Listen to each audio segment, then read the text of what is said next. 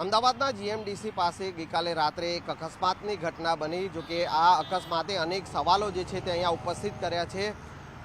હાલ આપ જે જોઈ શકો છો કે અમદાવાદના શિવરંજનીથી જે છે ગઈકાલે રાત્રે BMW બાઇક ચાલક જે છે તે આવી રહ્યો હતો અને નારણપુરા તરફ જઈ રહ્યો હતો, ત્યારે જીએમડીસી પાસે આ એક અકસ્માતની ઘટના બની હતી. જો કે આ અકસ્માત એટલો ખતરનાક હતો કે તેનો એક હાથ જે છે તે છૂટો પડી ગયો હતો અને અહીંયા આપ જે જોઈ શકો છો કે ત્યાં જે કપચી અત્યારે નાખેલી છે ત્યાં તેની ડેડ બોડી પડી હતી અને જે છે 100 મીટર અહીંયાથી 100 મીટર દૂર જે છે તેનું બાઇક જે છે તે ઢસડાયું હતું.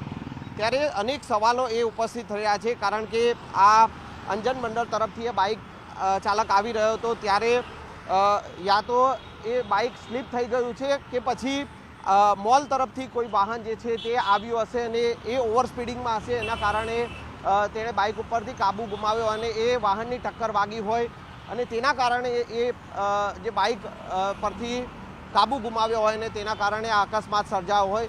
અનેક સવાલો જે છે તે આ અકસ્માતને લઈને થઈ રહ્યા છે. જો કે આ પરિવારજનો છે કે તેઓએ આ અકસ્માત સામે સવાલો ઉઠાવ્યા છે. સીસીટીવી દ્વારા પણ તપાસ થવી જોઈએ અને જે છે ક્યાંક ને ક્યાંક પરિવારજનો જે છે તે આ મામલામાં જે છે તે ન્યાયની માંગ કરી રહ્યા છે. મારા દીકરાનું નામ છે પાર્થ નંદલાલ કલાલ અને એ ઇન્ટિરિયર છે અને 3 વર્ષથી બાઇક ચલાવે છે. BMWની બાઇક છે અને એ લઈને ઘરેથી નીકળ્યો હતો, નારણપુરા તરફ જઈ રહ્યો હતો અને IIM વાળા જે 4 રસ્તા છે એનાથી થોડાક આગળ 2 બમ્પ છે. બમ્પની આગળ છે એક રસ્તો અલ્ફા 1 બાજુ રસ્તો વળે છે, એનાથી થોડોક આગળ GMDC ગ્રાઉન્ડનો ગેટ છે અને BRTS પહેલાં રાઈટ સાઈડે કંઈક આપણે થોડુંક આમ બાઇક અથડાયું, તે રાઈટ સાઈડમાં થોડું ડેમેજ થયું છે. બાઇકને બીજું કશું થયું નથી, પણ એને જેકેટ પહેરેલું હતું એટલે અમને એવો ડાઉટ છે કદાચ જેકેટ ફસાઈ ગયું હોય રેલિંગમાં અને પાછળથી કોઈ ગાડી ફૂલ ઝડપે આપતી હોય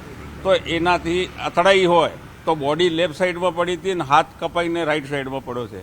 એવી અમને એવો ડાઉટ છે.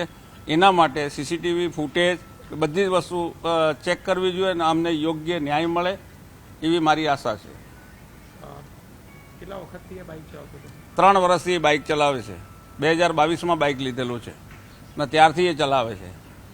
આગળ કોઈ તકલીફ છે નહીં અને એની પાસે લાયસન્સ પણ છે બધું જ, અને ગાડી પણ ચલાવે છે, બધું જ ચલાવે છે, કોઈ તકલીફ નથી.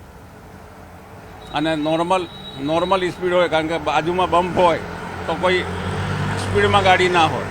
એટલે અમને એવો ડાઉટ છે કે તેના પાછળથી કોઈ ગાડીએ ટક્કર મારી હોય અથવા એનો હાથ રાઈટ સાઈડે કપાઈને પડ્યો છે અને જ્યારે બોડી લેફ્ટ સાઈડે પડી છે. અમને અને બાઇક આગળ છે, ત્યાંથી લગભગ 50 મીટર આગળ છે બાઇક.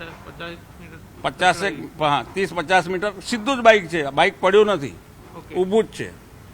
અને રાઈટ સાઈડે ગ્લાસની બાજુમાં લીવર તૂટી ગયું એટલું ડેમેજ થયું છે, બાકી બાઇકને કોઈ ડેમેજ નથી. એટલે પાછળથી કોઈ ગાડી આવતી હોય તો એની ટક્કર વાગી ગઈ હોય, તેમાં હાથ કપાઈ રાઈટમાં પડી શક્યો હોય અને લેફ્ટ સાઈડે એની બોડી પડી. જેવો પડ્યો એવો ખલાસ થઈ ગયો છે, કારણ કે હાથ કપાઈ ગયો એટલે ખૂન બધા નીકળી ગયા અને આ બાજુનો રાઈટ સાઈડનો પગ આખો ભાગી ગયો છે.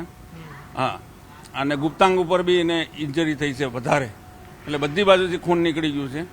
અને હેલ્મેટ પહેરેલું હતું એને, માથા ઉપર હેલ્મેટ છે, હેલ્મેટ એ BMWનું જ છે એટલે એ મજબૂત છે, એટલે માથામાં બહુ નથી વાગ્યું, પણ એ સાઈડમાં હેલ્મેટ થોડું ઘૂસી ગયું છે, પડ્યો હશે નીચે એટલા માટે લેફ્ટ સાઈડે. બરાબર છે. એટલે એના CCTV ફૂટેજ ને એ બધું જ ચેક કરી અમને યોગ્ય ન્યાય મળે એના માટે પોલીસ અમને સહકાર આપે.